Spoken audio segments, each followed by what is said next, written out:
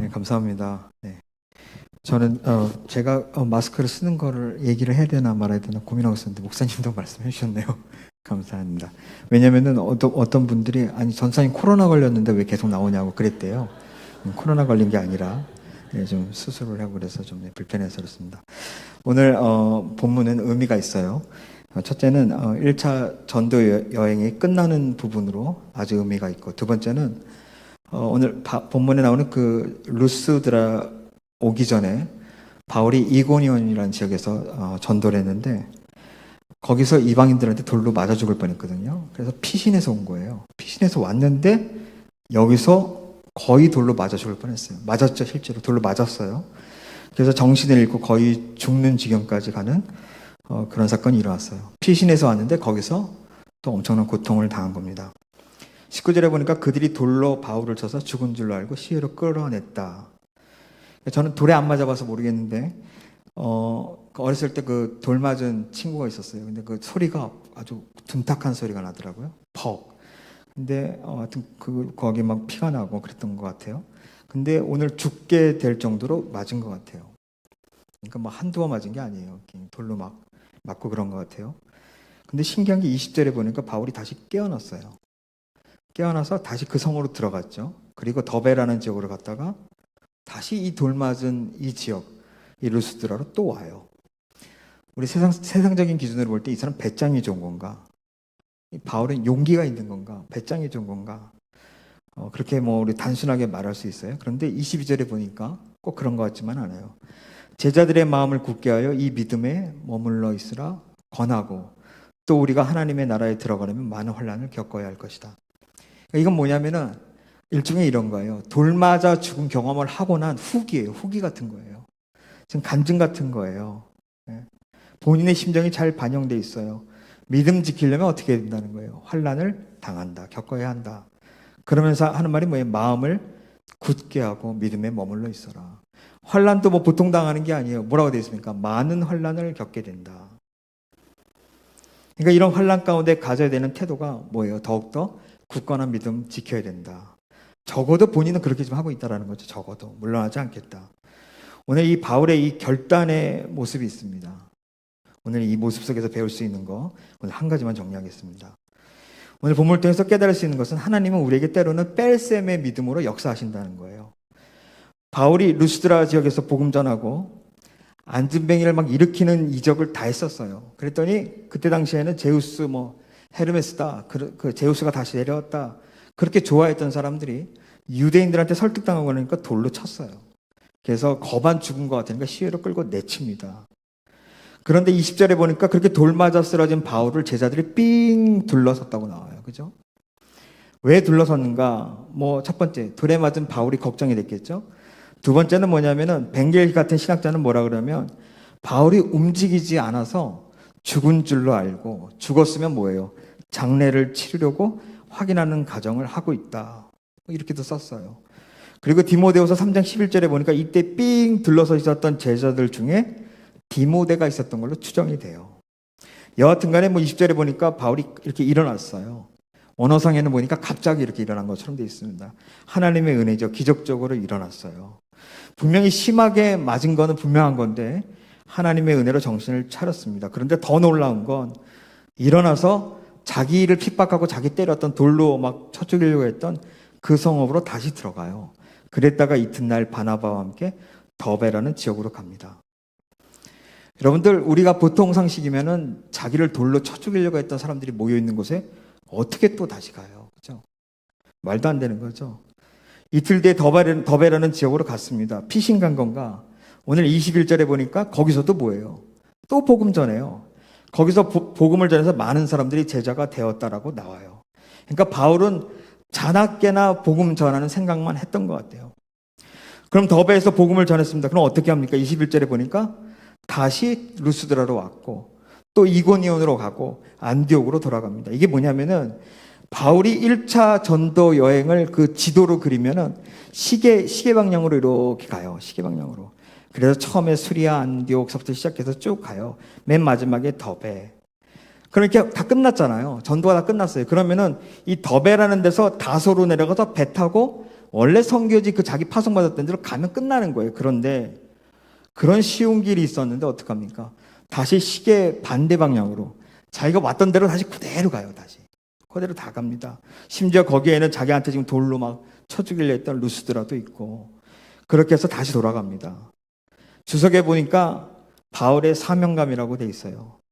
바울은 자기가 돌 맞아 죽는 게 지금 문제가 아니라 지금 자기가 없어서 혹시라도 자기가 복음 전했던 교회들이 흐트러질까봐, 무너질까봐, 그 사람들의 믿음이 좀 약해질까봐 그걸 더 걱정했다라는 거예요.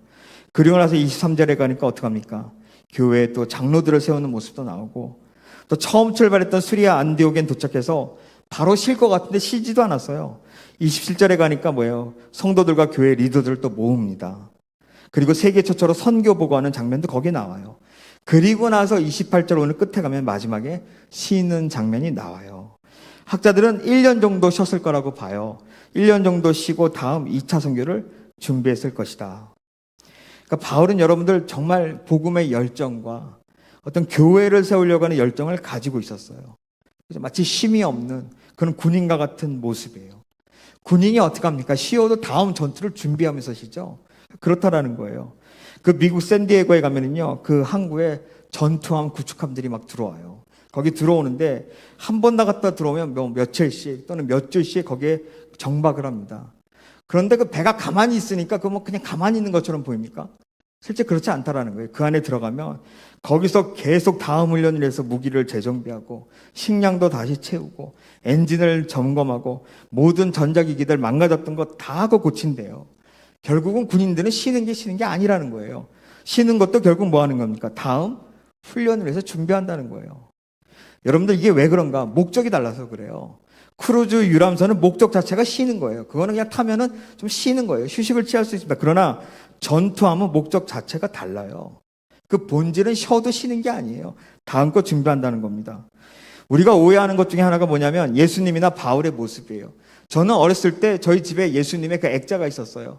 머리 기시고 수염도 나시고, 그죠? 뭐 수염 없는 것도 있고. 근데 하여튼 그 모습을 보고 저희는 이제 저희 아버님이 실용음악학원을 했었기 때문에 어렸을 때 저는 저희 그 학원의 기타 강사들하고 비슷하더라고요. 예수님이 머리 기시고 빼짝 마르시고.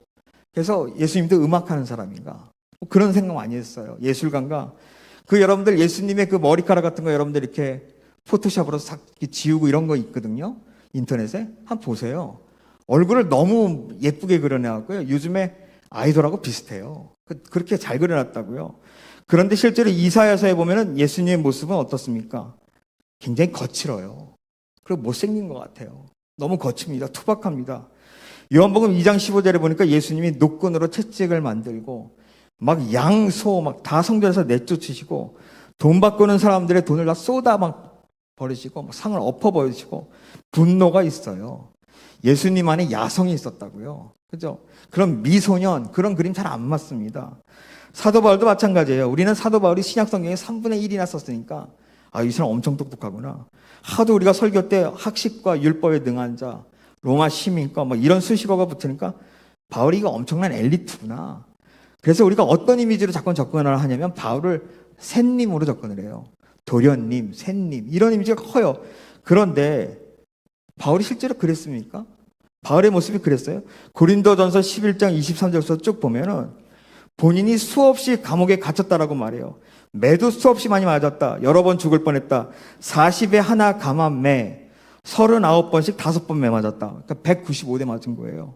3번 태장으로 맞았다. 그러니까 태장이 뭐냐면 납덩어리 앞에 매달아갖고요. 로마 시민권을 가진 그 시민들한테 절대로 그걸 못 때려요. 근데 바울이 그거 3번이나 그걸로 맞으면서 살이 찢어지는 그런 고통에 극심한 고통 당하죠. 오늘 본문처럼 돌에 맞았어요.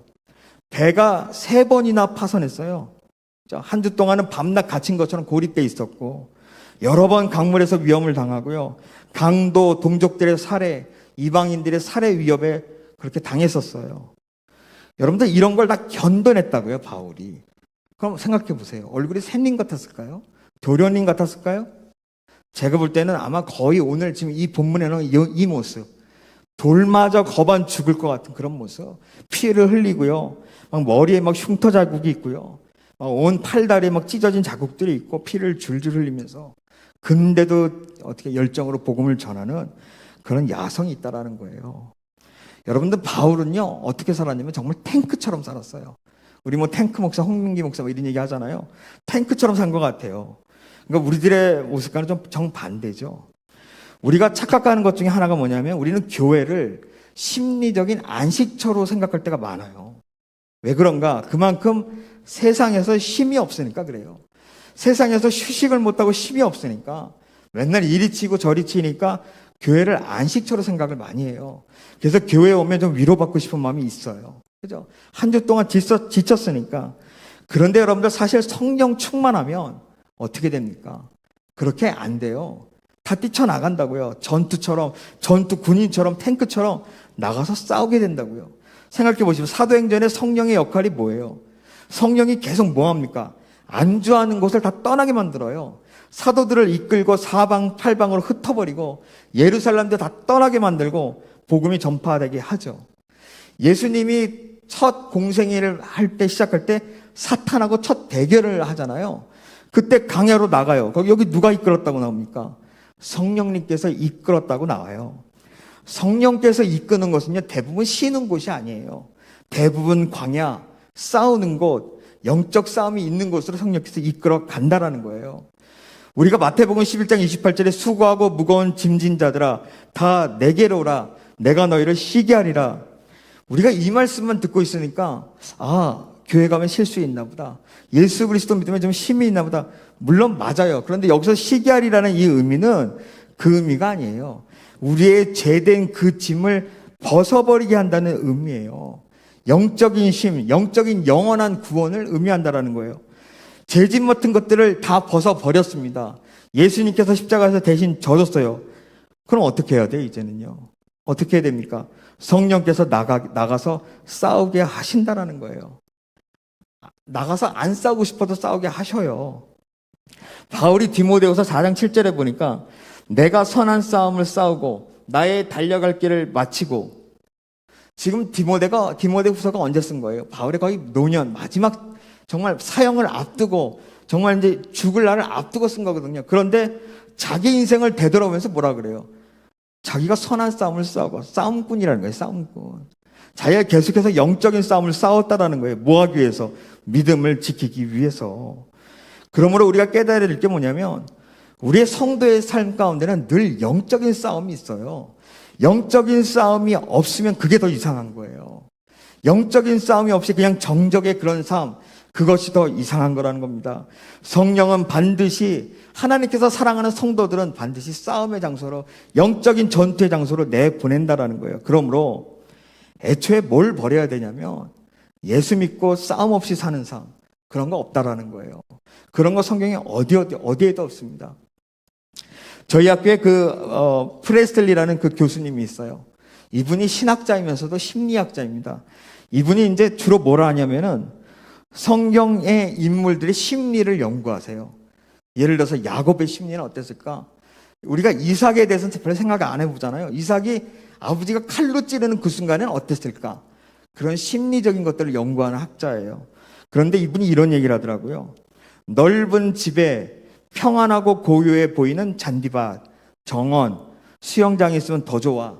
자연의 새소리, 너무 예쁜 나의 자녀들, 냉장고를 열면 언제나 꽉 찬 음식들, 통장에 넉넉한 잔고, 언제나 아마존이 내 친구처럼 언제나 들어가서 필요한 게 있으면 구입할 수 있는 평안하고 고요해 보이는 마치 겉으로는 아무런 문제가 없어 보이는 인생. 이래놓고선 뭐라 그러셨냐면 야곱이 꿈꾼 인생이래요. 야곱이 이런 꿈을 꿨대요. 누굴 보면서? 자기 형 에서를 보면서. 자기 형의 장자권을 왜 가르치렵니까? 왜 사기를 쳐서라도 장자권 왜 가르치려고 그래요? 그 장자권이 주는 의미가 아니라 그 장자권의 축복권을 가지고 싶었다라는 거예요. 야곱이 아버지를 속이는 장면이 나오죠. 창세기 27장에 가면 나옵니다. 그런데 거기 이상한 말이에요. 19절에 가니까 나는 아버지의 맏아들 에서입니다. 야곱이 아버지를 속일 때 쓰는 말이에요. 그런데 가만히 생각해 보십시오. 지금 이삭의 아들이 지금 에서 형하고 자기밖에 없는데 통성명은 어떻게 하는 거예요? 저는 아버지의 아들, 맏아들, 그죠? 요즘 말하면 큰아들 에서예요. 왜 이렇게 하는가? 여기서 야곱의 심리가 드러난대요. 야곱이 아버지를 속일 때 저는 아버지의 맏아들 에서입니다. 그리고 손을 쭉 내밀어요. 가짜 털 붙인 거를 아버지가 만져요. 야곱이 어렸을 때부터 그걸 봤다라는 거예요. 이삭이 자기 형만을 사랑하는, 그러면서 그 형의 그 야성, 그것들을 사랑하는, 장자를 사랑하는 그 아버지의 그 마음, 그 손길, 이걸 보면서 나도 저 에서가 가진 거 갖고 싶다 그랬다라는 거예요. 에서처럼 되고 싶다. 심리학적으로 볼 때 야곱은요, 온통 그 자신의 삶을 자기로 살지 않고 에서의 삶을 살고 싶었다라는 거예요. 즉 다른 사람으로 살고 싶었다라는 거예요. 그렇게 자기 옷이 아닌 다른 옷을 입고 살려니까 인생이 어떻습니까? 너무 힘든 거예요. 맨날 흉내내야 되는 거예요. 계속해서 속여야 되는 거예요. 자기 힘으로 재산도 모으고 삼촌 집에서 탈출도 해요. 뭔가 될 줄 알았어요. 그런데 결국은 애서 흉내내서 시작된 인생, 애서 진짜 만나게 돼서 죽을 이게 놓이게 돼요. 진짜 이제 임자를 만나는 순간입니다. 이때 야곱의 마지막 결정이 뭡니까? 다 해봤어요. 안 돼요. 어떻게 해요? 약복강가에 엎드리죠. 그런데 하나님께서 씨름하다가 씨름 마지막에 한마디 물어보세요. 너 이름 뭐야? 그래요. 하나님이 씨름을 너무 격하게 해서 이름을 까먹은 겁니까? 천사가 씨름을 너무 격하게 해서 이름을 까먹은 거예요? 아니라는 거예요. 여러분들, 이스라엘의 히브리인들의 이름에는 어떤 의미가 있습니까? 그 사람의 정체성이 그 이름에 담겨 있어요. 지금 하나님이 뭐 물어보는 거예요? 너 나하고 이렇게 힘겨루고 싸우네. 너 이름 뭐야? 야곱인데요. 무슨 얘기예요? 저 속이는 자입니다. 저 사기꾼으로 살았어요. 그때 하나님께서 너 이제부터 이스라엘로 불려질 거야. 무슨 얘기예요? 너는 이제부터 너가 의지하던 그 뿌리로 살지 말고 그 복의 뿌리를 제대로 잡아라. 그게 누가 돼준다? 내가 보증서 줄게, 그거예요. 내가 너 이스라엘로 이제 살게 해줄게. 그런데 여기에 넌센스가 있어요. 하나님이 복 주신다 그러니까 갑자기 뭐예요? 환도뼈를 탁 쳐버려요. 왜 그랬을까?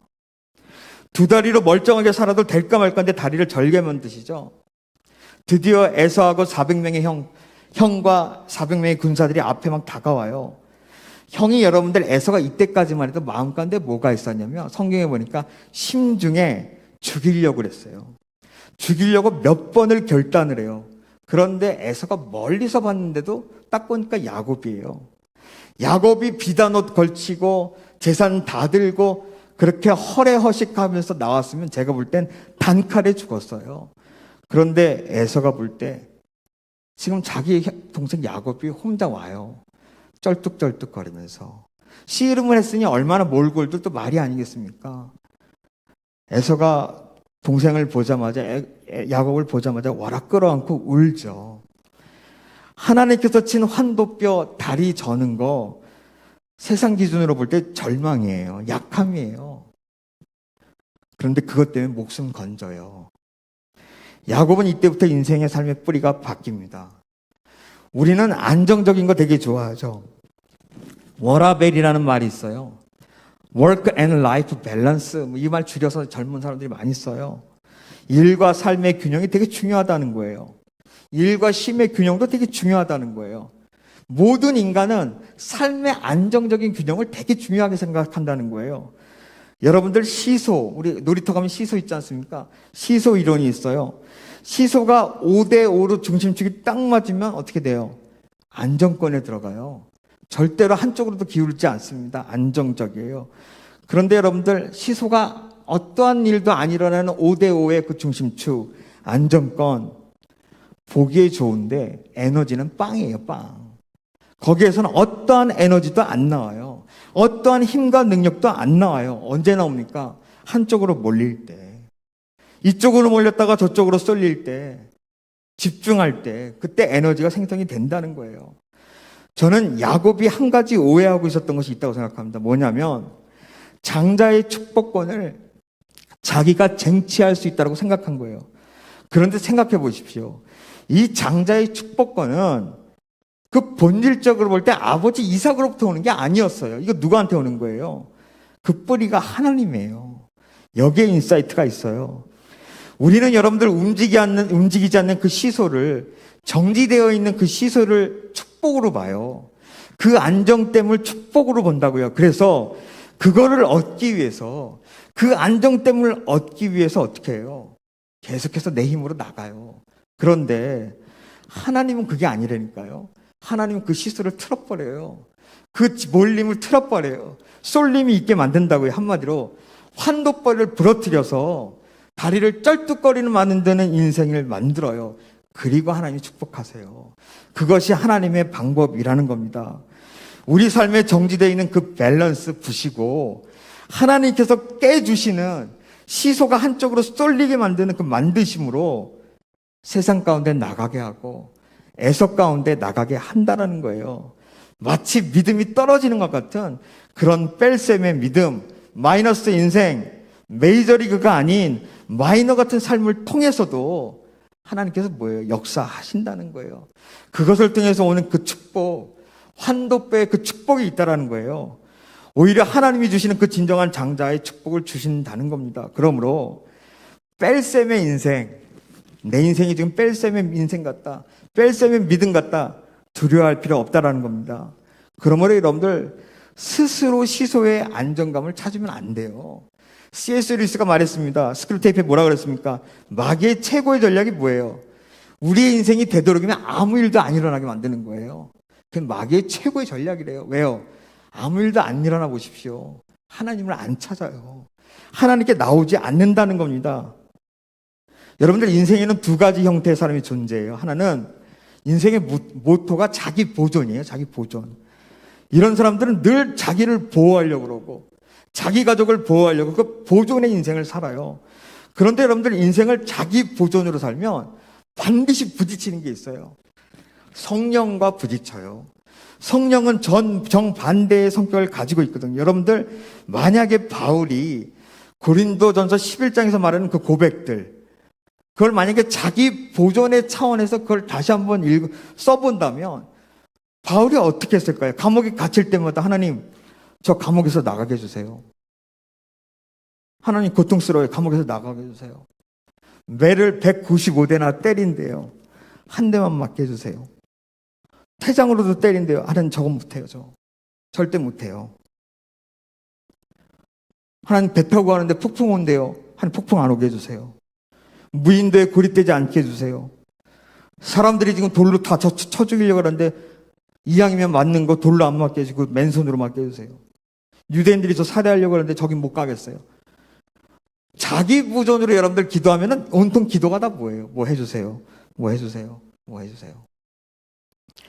인생의 여러분들 신앙생활의 변수가 자기 보존이 되면 이렇다라는 거예요. 그런데 인생의 변수가 사명이라는 것이 들어가면 삶의 방향성이 완전히 달라져요.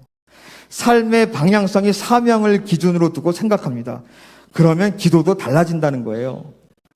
한옥 목사님의 그 다시 가슴이 뛴다는 책이 있습니다. 거기 끝에 가면은 뺄셈의 믿음, 오늘 이 설교 제목이 나와요.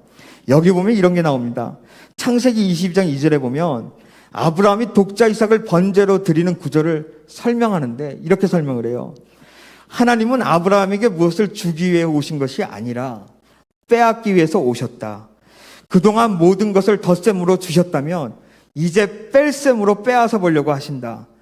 믿음이 어리고 성숙하지 못한 사람의 특징은 다 주시옵소서를 반복한다. 기준은 나이다. 인생의 변수는 다 자기 보존이다. 내가 원하는 것을 더해달라는 덧셈 믿음이다. 그런데 믿음이 자라고 성숙해지면 하나님은 그때부터 내 인생에서 뺄셈을 하나하나 시작한다. 그런데 강제로 뺄셈을 시작하지 않고 우리에게 스스로 빼라고 말하신다. 그래서 하나님은 아브라함에게 그냥 아들을 바치라고 말을 안 했고 너의 아들, 너가 사랑하는 독자 이삭 이렇게 말했다. 너가 가장 소중히 생각하고 너가 가장 사랑하는 존재가 이삭이라는 것이다. 그런데 이제 그 이삭을 너의 인생에서 어떻게 해라? 빼라. 그 이삭만 모리아 산에 놓고 제물로 바쳐놓고 내려가라는 시험이 아니다. 아브라함이 어떻게 해야 됩니까? 직접 본인 손으로 칼을 잡고 아들을 죽여야 되는 너가 너 인생에서 너가 가장 소중히 여기는 그것을 너가 스스로 빼야 된다는 것이다. 인사이트가 있어요. 자기 보존이 삶의 변수인 인생은 늘 축적해요. 삶의 모든 것을 다 축적합니다. 인생의 삶에 있어서 내가 사랑하는 1번 이삭, 2번 이삭, 3번 이삭, 이삭을 계속 쌓아두는 거예요.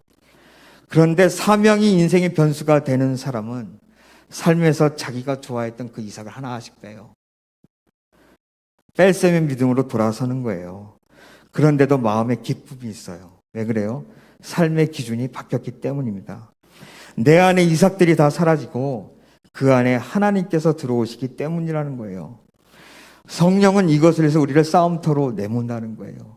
싸움꾼 되게 한다는 거예요. 그래서 여러분들 최고의 파이터는 자기 인생에 뺄셈의 흔적이 많은 사람이에요. 그러므로 내 인생에 있어서 어떤 뺄셈의 흔적들이 있는지 여러분들 돌아보십시오. 만약에 뺄셈의 흔적이 하나도 없다면 부끄러워해야 돼요.